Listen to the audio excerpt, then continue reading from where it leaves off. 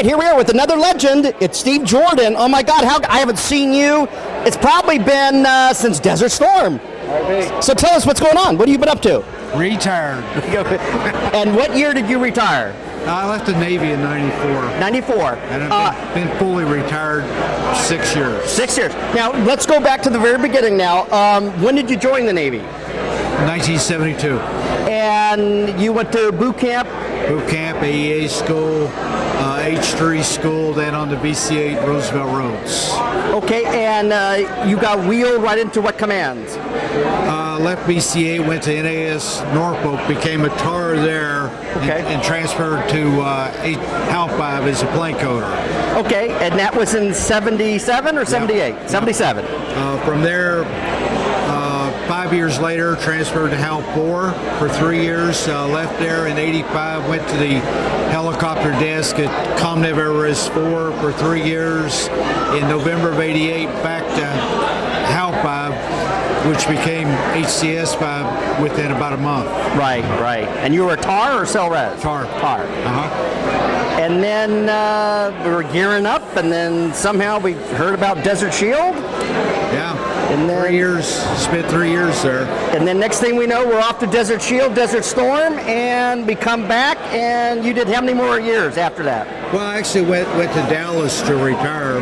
So you left HCS-5 when? 92. 92. And retired in 94 at Naval Air Station Dallas. Dallas, nice, nice. That's probably, yeah. Now, where are you living now? Omaha. Omaha, wait. So tell us that story.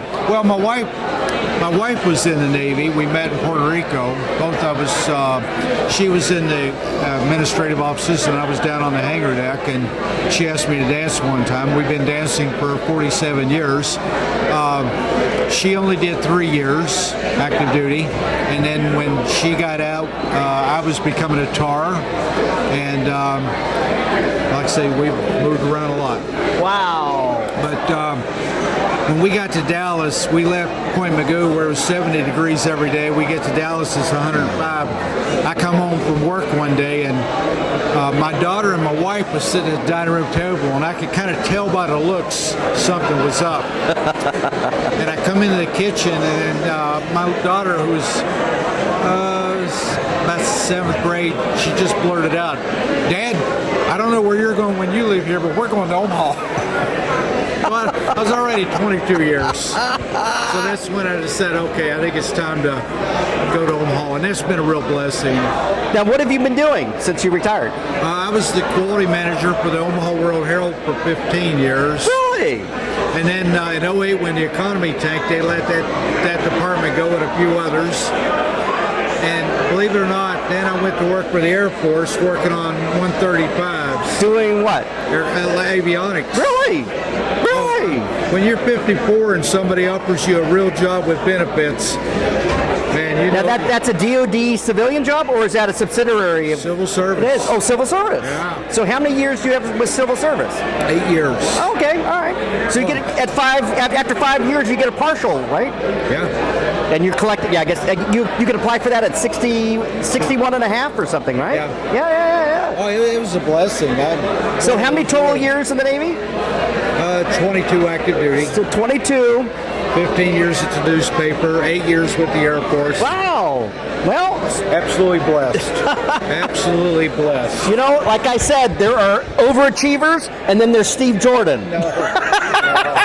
No, you know, it's just amazing, and this is something I wish these kids today, especially the Gen Z generation, or millennials, we can't talk about. You know, I'm just blessed. Yeah.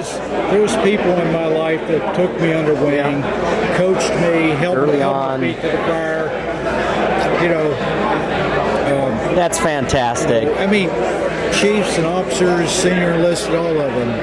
You know, just we're a special breed, that's for sure. All right, Steve, it's good talking to you. Good seeing you again.